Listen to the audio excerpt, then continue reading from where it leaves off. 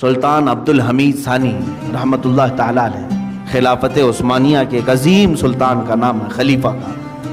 ایک دن آپ نے اپنے وزیر سے کہا فلاں صاحب ہیں ان کو بلائیے۔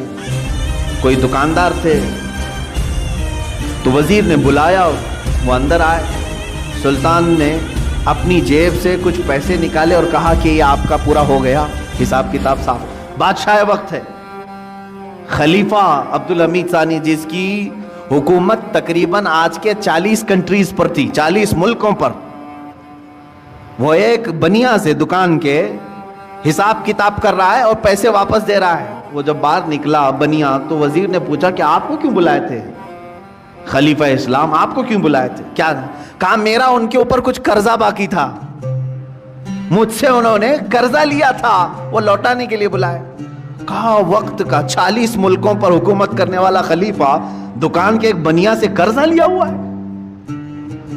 تو انہوں نے کہا ہاں، وہ بسا اوقات مجھ سے لیتے رہتے ہیں۔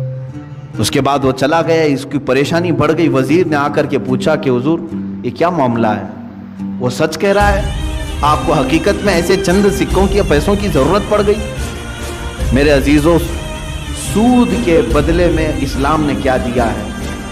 بادشاہ خلیفہ سلطان عبدالحمید ثانی، اللہ ان پر رحم فرمائے، فرماتے ہیں میں نے ایک حدیث پڑھی تھی اللہ کے رسول صلی اللہ تعالیٰ علیہ وسلم کی، کہ بندہ اپنی ضرورتوں کے تحت اگر کسی سے قرض حسن لیتا ہے تو ادا کرنے کی نیت ہو، لیا ہے ادا کرنے کی نیت ہو، تو ادا کرنے کے زمانے میں جتنی دن تک وہ کوشش کرتا رہے گا، اللہ کے نزدیک وہ رحم کرنے والا بندہ پایا جائے گا۔ خصوصی نظر اللہ کی اس پر ہوگی کہ یہ بندہ قرض میں ڈوبا ہوا ہے لیکن دینے کی نیت کیا ہوا ہے۔ میں ہمیشہ اس بنیا سے تھوڑے سے یہ قرض اس لیے لے لیتا ہوں کہ اللہ مجھ پر نظر رکھے، اللہ رب العزت مجھ پر نظر خاص رکھے، کیونکہ اس بندے پر اللہ رحم فرماتا ہے ہاں دینے کی نیت کیا ہو۔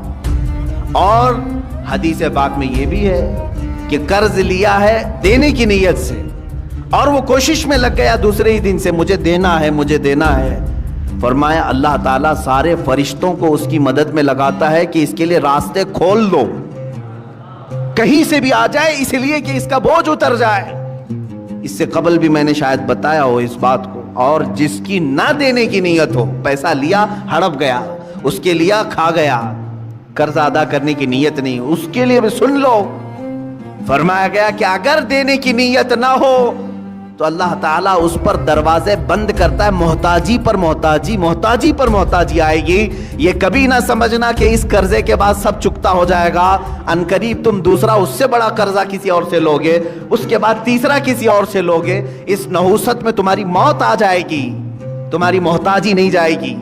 ایک قرض اگر چکانے کی نیت نہ ہو، 100 قرضوں کا بوجھ تمہارے اوپر آ جائے گا، ذلیل ہو کر کے مریں گے دنیا سے۔ قرض ادا کرنے کی اگر نیت نہ ہو تو اس کے لیے